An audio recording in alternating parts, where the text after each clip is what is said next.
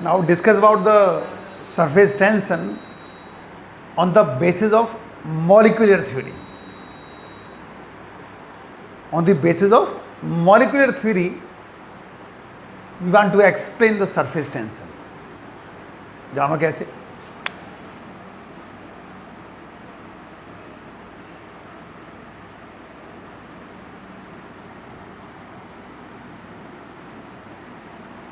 In the vessel and it is completely filled with liquid.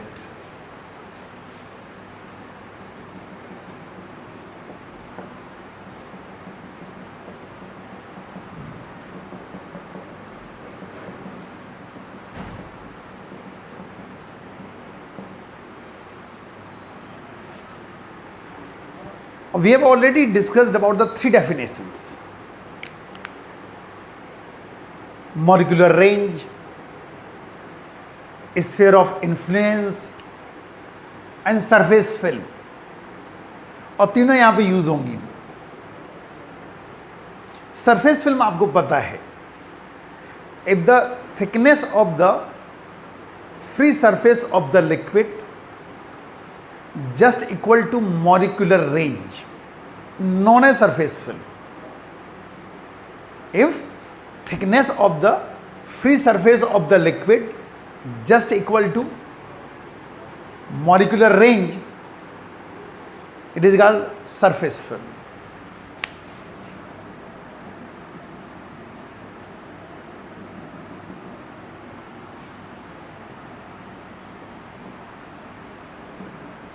ABCD is a surface film.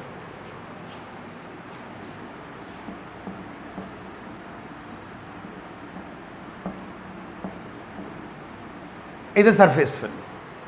ठीक. Now, if the one sphere is a molecule here, well inside the liquid,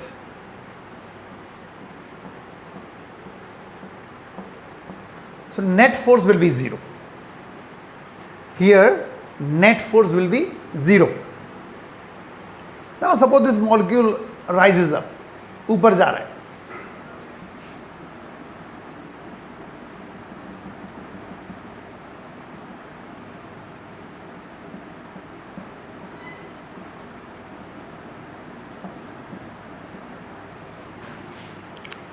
कुछ part इसका air में आ गया. More than half part inside the liquid while less than half part in air. तो यहाँ पे देखें तो जो cohesive forces हैं वो कहीं ज़्यादा होंगे. Adhesive forces, air और water molecule के with respect water molecule के बीच में जो force लग रहा है वो कहीं ज़्यादा होगा. Net force will be downward. बाहर ऊपर कम लग रहा है और नीचे ज़्यादा लग रहा है. Clear? Now, if suppose this molecule exactly at the top of the surface, यहां पे आ गया,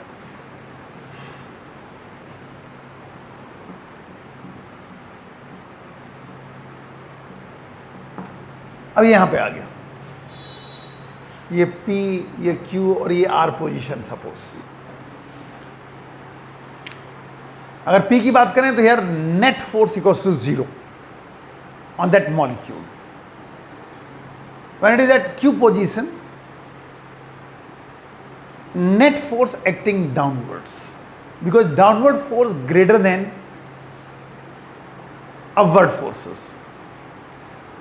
This molecule experience net downward force. When this molecule at point R, that means exactly at the top of the surface, it totally experiences downward forces. Totally experiences downward forces. Clear? So what is the conclusion? The conclusion is, when molecule moves from bottom to top, some work done required against the downward forces. And this work done is stored inside the molecule as its potential energy. Clear? When molecule moves bottom to top, some work done required against the downward force. Clear? And this work done is stored inside the molecule as its potential energy. It means molecules at the top having or possesses maximum potential energy. उनके पास maximum potential energy होगी. But as we know that from equilibrium condition, system stable equilibrium में तभी होता है जब उसके पास minimum potential energy हो, और हर एक लिक्विड स्टेबल इक्विलिब्रियम में रहना चाहता है, और ऐसा रहने के लिए वो अपनी पोटेंशियल एनर्जी को डिक्रीज करेगा, क्योंकि हमें पता है कि स्टेबल इक्विलिब्रियम के लिए system possesses minimum potential energy. To maintain its stable equilibrium, surface wants to reduce the number of molecules. So it press the molecules to reduce the number of molecules at the top. That's why its free surface behave as a stretch membrane. Stretch हो जाती है क्योंकि it wants to decrease the number of molecules. That's why its free surface behave as a elastic stretch membrane. That is surface tension. दोबारा जान लो, ये sphere of influence कहलाएगा, ये molecular range, और ये कहलाएगी सरफेस फिल्म. ओके, यहां पर नेट फोर्स 0 लग रहा है. जब मॉलिक्यूल क्यू पे पहुंचा, more than half part inside the liquid है, थोड़ा सा पार्ट एयर में आ गया ये वाला, तो डाउनवर्ड फोर्स ज़्यादा लगेंगे. इसका मतलब है क्यू पर इस पे जो नेट फोर्स लगेगा वो डाउनवर्ड होगा. जब ये मॉलिक्यूल आर पे पहुंचेगा, it experience totally downward force. इसका मतलब ये हुआ, जब कोई मॉलिक्यूल बॉटम टू टॉप जाएगा, some work done required against the downward force, and this work done stored inside the molecule as its potential energy. It means molecules at the top possesses maximum potential energy. But as we know that system will be in stable equilibrium only if it having minimum potential energy. To maintain its stable equilibrium, surface reduce the number of molecules to decrease the potential energy. जब ये surface number of molecules को कम करना चाहेगी तो उनको press करेगी, और press करेगी तो सरफेस कैसी हो जाएगी? Stretch. That is surface tension. ये surface tension on the basis of molecular theory. Clear? तो स्टेबल इक्विलिब्रियम मेंटेन करने के लिए फ्री सरफेस क्या करेगी? नंबर ऑफ मॉलिक्यूल्स को रिड्यूस करेगी, प्रेस करेगी कि नीचे चले जाए, तो ये स्ट्रेच हो जाएगी. That is surface tension. Clear? और अब लेके चल रहे हैं हम लोग सरफेस एनर्जी.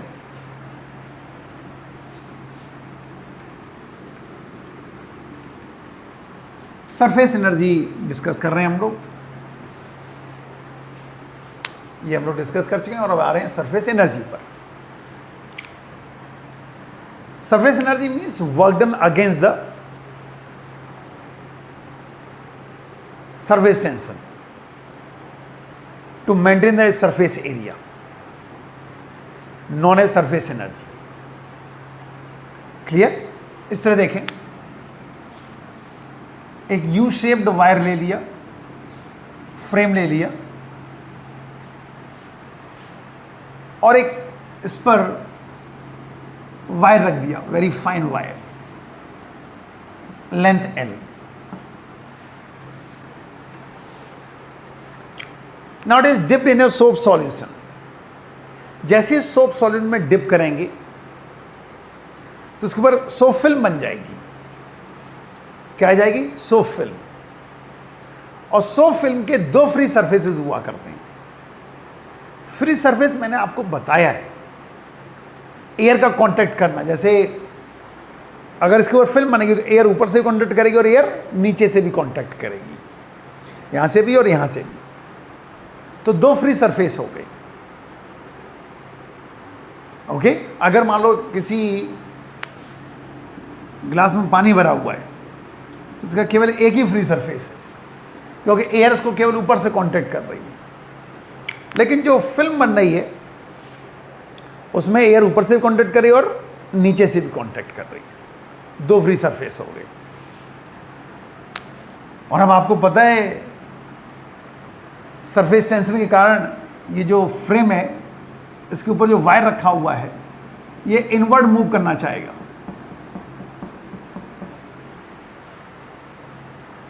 आपको पता है to occupy minimum surface area तो इनवर्ड फोर्स लगेंगे, और आप चाहते हो कि ये वायर इसी पोजीशन पर रहे तो जो फोर्स इनसाइड लग रहे हैं वो आउटसाइड लगा दो आप। और आपको पता है कि surface tension equals to force upon length होता है, तो फोर्स क्या हो जाएगा, surface tension into length. 2L क्यों लिया, क्योंकि there are two free surfaces, that's why it is 2L। तो इसी फोर्सेस को थोड़ा सा आगे खींच रहे हैं और हिसाब से कि फिल्म ब्रेक ना हो by a very small distance, delta x. Delta X तो वर्क डन करना पड़ा होगा।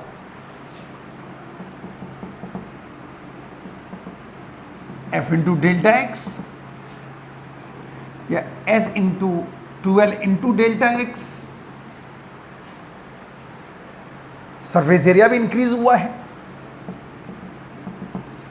इतना एरिया इंक्रीज हो गया, तो कितना होगा 2L into delta x. 2L क्यों, again there are two free surfaces, that's Y.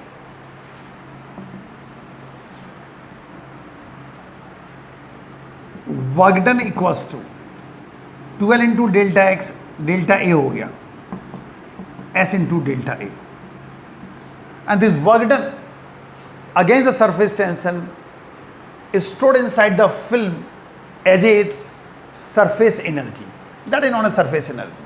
जो वर्क डन करना पड़ रहा है इसके एरिया को मेंटेन करने के लिए against the surface tension is stored inside the film as its surface energy.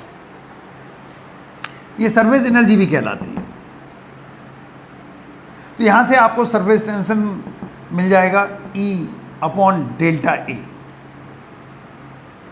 It is surface energy to change in surface area, और if delta A is unity है then surface tension equals to surface energy, then surface tension equals to surface energy। Clear, दोबारा देख लो उसको।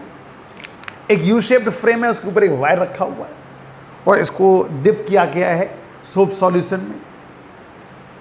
एक film बन जाएगी इसके ऊपर और उस फिल्म के दो फ्री सरफेसेस होंगे, एयर यहां से कांटेक्ट करेगी और एयर इधर से भी कांटेक्ट करेगी। ये जो फ्रेम के ऊपर वायर रखा हुआ है वो इनवर्ड जाएगा ड्यू टू सरफेस टेंशन, और आप चाहते हो वहीं रुका रहे, उतनी फोर्स अपोजिट डायरेक्शन में लगा दो। आपको पता है सरफेस टेंशन होता है फोर्स अपॉन लेंथ, तो फोर्स हो जाएगा surface tension into length, S into 2L, two free surfaces है इसलिए।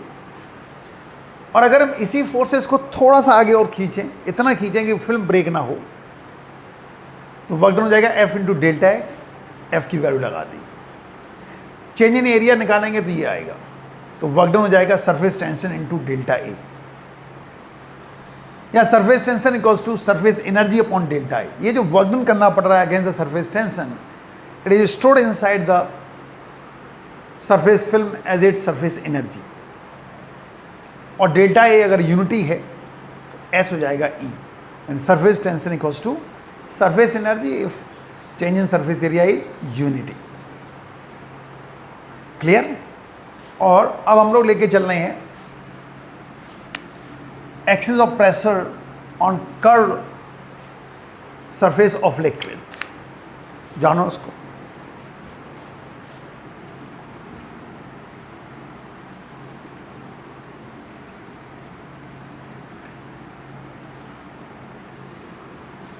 अगर सपोज लिक्विड सरफेस इस तरह है,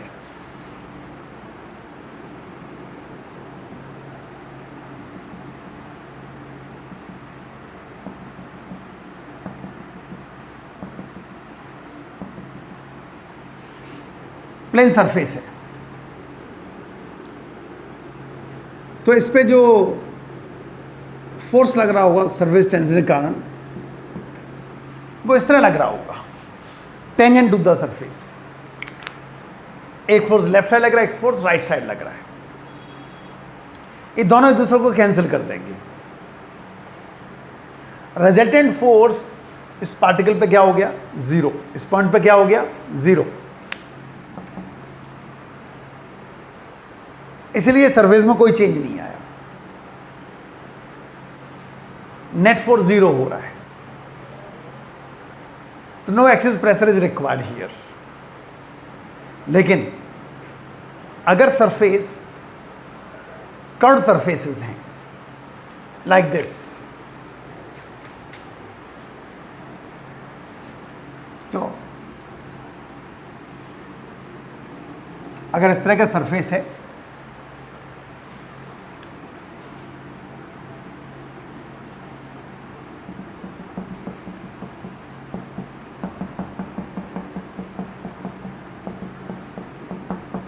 इस तरह का सरफेस है, ये पॉइंट है,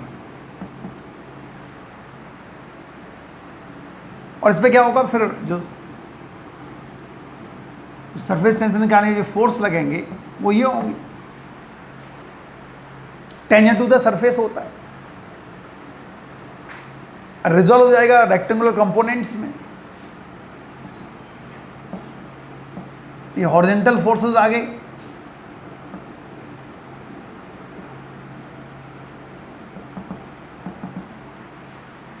ये एक दूसरे को कैंसिल कर देंगे। लेकिन इसके जो वर्टिकल कंपोनेंट्स होंगे वो किधर लगेंगे, डाउनवर्ड, सारे ऐड होते चले जाएंगे। हॉरिजॉन्टल तो ये एक दूसरे को कैंसिल कर दिया इन्होंने, लेकिन वर्टिकल क्या करेंगे, सारे ऐड होते जाएंगे और डाउनवर्ड्स लगेंगे toward the centre of the curvature. जो कर्व आ रहा है उसके सेंटर के टूवर्ड्स लगेगा ये। सरफेस टेंशन के जो वर्टिकल कंपोनेंट फोर्सेस होंगे they acting toward the centre of curvature, toward the centre of curvature. System equilibrium में रहे, शेप बनी रहे, और ऐसा तभी होगा जब एक्सिस प्रेशर अपवर्ड लगे।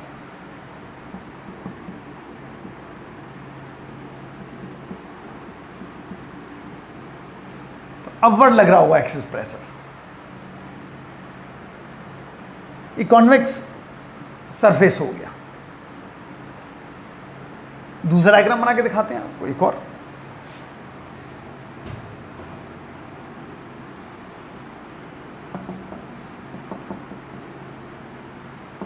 अब यहां कोई पार्टिकल, इस पे देखें आप, ये फोर्स लग रहा है tangent to the surface.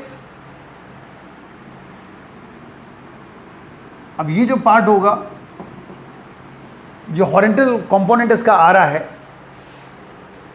They cancel out, लेकिन इनका वर्टिकल कंपोनेंट फिर दोबारा से ऐड होगा।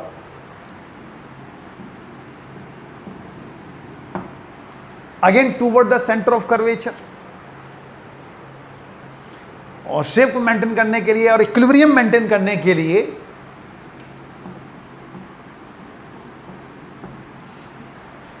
इस बार एक्सिस प्रेशर डाउनवर्ड लगेगा। यहां क्या लग रहा था, अपवर्ड्स, और यहां पे लगेगा डाउनवर्ड्स।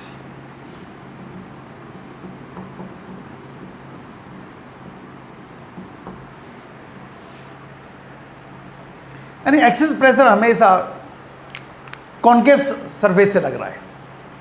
ये दो कॉन्केव सरफेस हो गई, ऊपर कॉन्वेक्स कॉन्केव, यहां पे भी देखो ये कॉन्केव सरफेस की तरफ से लगता है toward the convex surface. Curved surfaces में जो एक्सिस प्रेशर होगा it is always from concave surface to convex surface, और excess pressure should be greater. अगर ग्रेटर नहीं हुआ तो ये कोलैप्स कर जाएगा। That's why excess pressure must be greater than pressure due to surface tension. It should be greater, greater होगा तो ही वो मेंटेन कर पाएगा, और जो ग्रेटर होगा उसे बोलते हैं एक्सिस प्रेशर। ठीक है, आप ऐसे ले सकते हो एक्सिस प्रेशर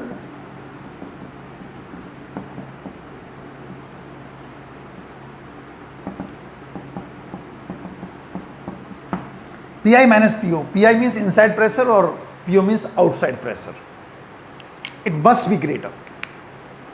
जब ग्रेटर होगा तो ही शेप मेंटेन हो पाएगी, वरना नहीं होगी। नाउ तो इसी के आप देखोगे कई बार क्या होता है, बैलून है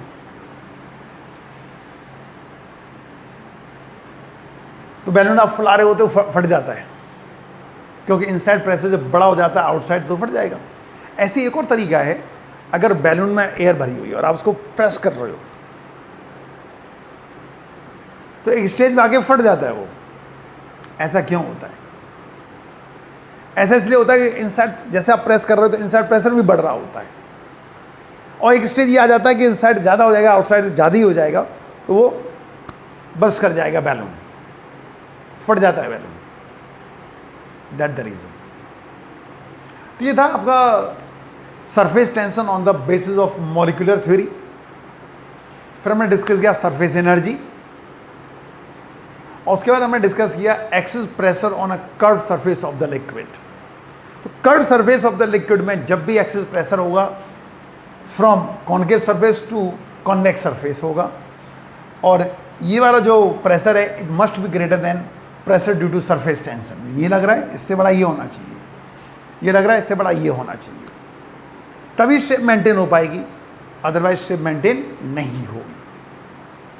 क्लियर?